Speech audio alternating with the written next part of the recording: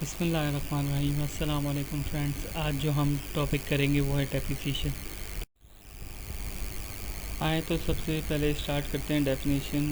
Depreciation की definition क्या है? डेफिनेशन जो है वो ये है कि fix assets, long term assets या कैपिटल एसेट्स के अंदर जो है वो रिडक्शन आना, रिड्यूस होना, कम होना, जिसके अंदर यहाँ पे आपको सामने लिखा हुआ है कि reduction in the value of fix assets, कि कोई भी फिक्स एसेट्स के अंदर जो है वो उसकी वैल्यू कम होती है, वो डेप्रिसिएशन में काउंट होता है। किस वजह से होता है? जिसमें नेचुरल वेयर एंड टेयर होते हैं, यूज़ ज़्यादा होता है, टाइम ज़्यादा लगता है, या पुरानी या आउटडेटेड हो जाती है, तो इस वजह से जो है उसकी वैल्यू जो है वो कम हो जाती है फिक्स एसेट्स की। और क्या क्या फैक्टर्स हैं डेप्रिसिएशन को प्रोवाइड करने के लिए, जिसमें एक तीन है। एक कॉस्ट ऑफ एसेट्स है, रेसिडुअल वैल्यूज़ जिसको सैल्वेज वैल्यू और स्क्रैप वैल्यू भी कहते हैं, और यूज़फुल लाइफ ऑफ एसेट्स।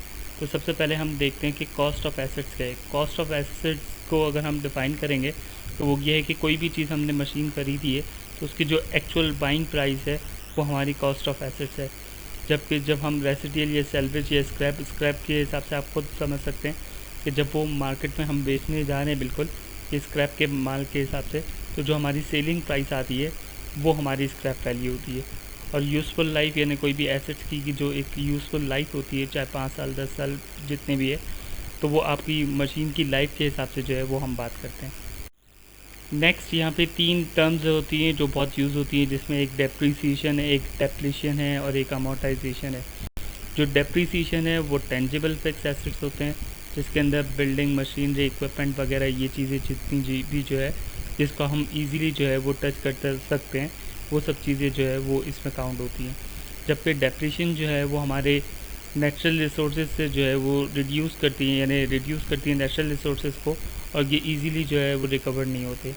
जबकि अमोर्टाइजेशन के अंदर जब हम बात करेंगे तो वो हमारे गुडविल, पैटेंट्स, कॉपीराइट्स वगैरह के जो है ऊपर जो है बेस करती है, और उन सब की जो है ना, यानी इन तीनों का अगर हम बात करेंगे तो तीनों का मतलब जो है वो कमी है। और जहाँ पे भी हम एक्चुअल डेप्रिसिएशन की बात करेंगे तो वो वहाँ पे हमारी यही है कि डेप्रिसिएशन का मतलब ही यही है कि कमी आना, कोई भी चीज़ में कमी आना। तो यहाँ पे डेप्रिसिएशन के अंदर हम बात करेंगे तो फिक्स एसेट्स के अंदर कमी के अंदर बात होगी। तो आज जो हम फोकस करेंगे वो सिर्फ डेप्रिसिएशन है। नेक्स्ट मेथड है कंप्यूटिंग डेप्रिसिएशन, जिसके अंदर 5 मेथड यहाँ पर है, जिसमें एक फिक्स इंस्टॉलमेंट और उसको स्ट्रेट लाइन मेथड भी कहते हैं। नेक्स्ट डिमिनिशिंग बैलेंस मेथड भी है, जिसको रिटन डाउन और डिक्लाइनिंग मेथड भी कहते हैं। थर्ड जो है सम ऑफ एयर डिजिट्स मेथड है। Fourth machine hours rate method है। और फिफ्थ जो है वो प्रोडक्शन यूनिट मेथड है, जिसके अंदर मैंने इस वीडियो के अंदर सिर्फ जो है बेसिक जो है इंपॉर्टेंट जो है फार्मूलाज जो है वो लिखे हैं। बाद में मज़ीद नेक्स्ट वीडियो के अंदर इसके अंदर डिटेल्स में हम आपको बताएंगे। यहाँ पे सबसे पहले जो फिक्स इंस्टॉलमेंट या स्ट्रेट लाइन मेथड का जो फार्मूला है एनुअल डेप्रिसिएशन मालूम करने का, वहाँ पे ये है कि cost of assets minus scrap value divided by life. Assets की जो भी लाइफ है, यहाँ पे आपको कॉस्ट भी गिवन होगी, स्क्रैप वैल्यू भी गिवन होती है और लाइफ भी होती है। और जब हम आगे वीडियोस में देखेंगे कि कॉस्ट कैसे निकाली जाती है, जबकि स्क्रैप वैल्यू और लाइफ जो है वो गिवन होती है।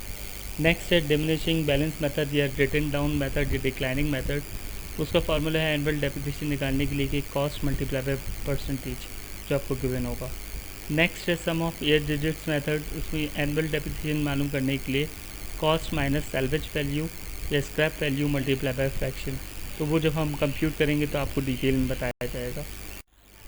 Next machine hours rate method है, जिसके अंदर ये है कि सबसे पहले हमें पर आवर रेट जो है वो निकालना पड़ता है, फिर उसके बाद एनुअल डेप्रिसिएशन निकलता है। तो पर आवर रेट निकालने के लिए cost of assets minus scrap value divided by total hours जो आपको गिवन होंगे, और एनुअल डेप्रिसिएशन मालूम करने के लिए आपको ईयरली आवर्स गिवन होंगे मल्टीप्लाई बाय पर आवर जो आप ऊपर से कंप्यूट करेंगे। इसी तरह जब प्रोडक्शन मेथड के अंदर हम बात करेंगे तो पर यूनिट रेट के अंदर जो है cost of assets minus scrap value divided by total units आपको गिवन होंगे, और एनुअल डेप्रिसिएशन निकालने के लिए आपको ईयरली यूनिट्स भी गिवन होंगे, उसको मल्टीप्लाई बाय आप ऊपर जो फार्मूला आपने कंप्यूट किया था पर यूनिट आवर्स का, तो वो आप इम्प्लीमेंट करेंगे तो इंशाल्लाह आ जाएगा। नेक्स्ट मुझे आपको ये बताना था कि बेसिक हम computation of cost of machine करते हैं तो वहाँ पे दो तरह की ट्रांजैक्शन होती है, जिसके अंदर एक कैपिटल होता है, एक रेवेन्यू होता है। तो बेसिक मैं आपको बता दूं कि कैपिटल के अंदर भी दो पार्ट होते हैं, एक रिसिप्ट होता है और एक एक्सपेंडिचर होता है। इसी तरह रेवेन्यू के अंदर भी एक रिसिप्ट साइड होती है, एक एक्सपेंडिचर होती है। लेकिन what is the major difference between capital and revenue? Capital की जब भी हम बात करेंगे तो वो लॉन्ग टर्म के लिए अंदर बात होती है, और वहाँ पे यहाँ पे जो ट्रांजैक्शन हम जब कंप्यूट करते हैं, यहाँ पे जो हम बात करें वो कैपिटल एक्सपेंडिचर और रेवेन्यू एक्सपेंडिचर, और इसी तरह कैपिटल इनकम और रेवेन्यू इनकम की हम बात कर रहे हैं। तो यहाँ पे कैपिटल में वो चीज़ें आएगी, चाहे इनकम में यानी रिसिप्ट में या एक्सपेंडिचर में, कि जो हम बहुत रेयर केसेस में, यानी रेयर केसेस में ये समझें क्या वन टाइम या सम टाइम, कभी कभार जो है हम एक यूजुअली जो है हम ख़रीदते नहीं हैं या बाय नहीं करते, परचेज़ नहीं करते, वो चीज़ें जो है वो हमारी कैपिटल एक्सपेंडिचर में और कैपिटल रिसिप्ट में आएगी, रिसिप्ट इनकम से जो आती हैं, सही। और जब रेवेन्यू की हम बात करेंगे तो रेवेन्यू यानी रेगुलर बेसिस पे हम कोई भी चीज़ जो खरीदते हैं तो उसके हिसाब से रेगुलर बेसिस में जो रिसिप्ट और एक्सपेंडिचर होती हैं तो वो उसके अंदर आएंगे। यहाँ पे मैंने एग्जांपल दी हुई है कि कैपिटल के अंदर जो रिसिप्ट आता है, तो रिसिप्ट के अंदर सेल ऑफ बिल्डिंग या sale of old furniture at high price, इनसे जो इनकम हमारे पास आ रही है तो वो हमारी कैपिटल रिसिप्ट कहलाती है। जबकि एक्सपेंडिचर के अंदर हम बात करेंगे तो परचेज़ ऑफ मशीन, कोई भी मशीन अगर हम परचेज़ कर रहे हैं तो वो हर बार नहीं करेंगे, वो वन टाइम करेंगे। इसी तरह जब अगर हम रेवेन्यू की बात करेंगे तो रेगुलर बेसिस पे जो बात होती है, जिसमें अगर हम रेगुलर रेवेन्यू की रिसिप्ट के अंदर हम बात करेंगे तो वहाँ पे सेल हो रही है जो रेगुलर बेसिस पे होती है। इसी तरह डिविडेंड भी जो हमें मिलते रहते हैं और उसी पे इंटरेस्ट भी होती है और रेंट वगैरह भी जो है वो भी मिलती है। इन सब से इनकम हमारी जो जनरेट होती है तो वो रेगुलर यानी रेगुलर बेसिस पे होती है, वो है। और इसी तरह जब हम रेवेन्यू एक्सपेंडिचर के अंदर बात करेंगे तो ये भी रेगुलर बेसिस पे जो चलती है, जिसमें सैलरी, लाइटिंग, हीटिंग वगैरह ये सब चीज़ें जो आती हैं, ये सब हमारे जो है रेवेन्यू एक्सपेंडिचर के अंदर काउंट होते हैं। अब नेक्स्ट में मैंने आपको जो है कंप्यूटेशन बताई है पूरे कॉस्ट ऑफ मशीन की, कि कॉस्ट ऑफ मशीन अगर हमें मालूम, क्योंकि बास क्वेश्चंस में हमें जो है कॉस्ट ऑफ मशीन का फॉर्मेट जो है वो आपको कुछ रिक्वायरमेंट के हिसाब से मालूम करना पड़ता है, जिसमें कुछ चीज़ें गिवन होती है, कुछ चीज़ें हमें मालूम करनी होती है। तो जब भी हम ये करेंगे कॉस्ट ऑफ मशीन के अंदर, तो सबसे पहले जो चीज़ आती है वो है हमारी list price. List price given होती है, उसके अंदर से हम लेस करते हैं ट्रेड डिस्काउंट, लेस करते हैं कैश डिस्काउंट और ऐड करते हैं सेल डिस्काउंट।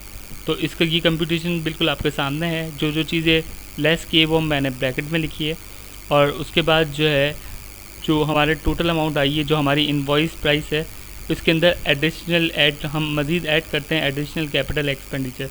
अभी मैंने आपको प्रीवियस बताया था कि कैपिटल एक्सपेंडिचर वो एक्सपेंसेस होते हैं जो वन टाइम करने होते हैं, और ये जो चीज़ें हैं ये मशीन के साथ हमारे अटैच होते हैं, और ये जो चीज़ हम खरीद यानी जब मशीन परचेज़ करेंगे तो ये सब चीज़ें जो है इसमें इंक्लूड होती हैं। तो उसके अंदर हमारी जो टोटल कॉस्ट ऑफ मशीन होती है, जिसके अंदर इंस्टॉलेशन वगैरह है और import duty, custom duty, federal excise duty, transportation, loading unloading charges हो गए, इंश्योरेंस इन ट्रांजिट हो गई, क्लीनिंग एंड फॉरवर्डिंग चार्जेस हो गए, overhauling, replacement of parts, oiling, fuelling and lubricating, ये सब चीज़ें जो है वो हमारी ऐड होगी। और ऊपर जो इनवॉइस प्राइस आई है उसी के अंदर इन सब का जो टोटल अमाउंट आएगी, इन दो को ऐड कर देंगे तो हमारी कॉस्ट ऑफ मशीन होगी। Thank you friends, hope so आपको आज का ये लेक्चर जो है वो समझ में आया होगा। काइंडली आप अपना फीडबैक ज़रूर दीजिएगा। Thank you.